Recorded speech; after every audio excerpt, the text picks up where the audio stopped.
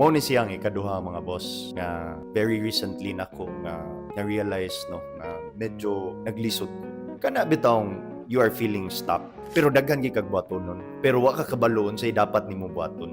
Sa kadaghan nimo og buhatonon, wa na ka kabalo kung unsay angay nimo nga unahon. So these are the things nga ako ang na-realize nga ako pong gibuhat, ako pong gi-apply is that nagsige na lang kog analyze kung unsay dapat nako buhaton. Mao nang na-paralyze na noon ko.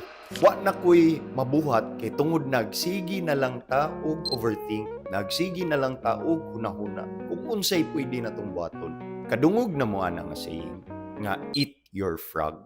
So kaning eat your frog dili literal nga pasabot nga mukaon ta og baki. Ang buot lang pasabot ana is dapat nato buhaton ang mga lisod nga butang una ay hatong mga sayon. You will be surprised mga boss kung unsa di ay kadali ang mga butang buhaton.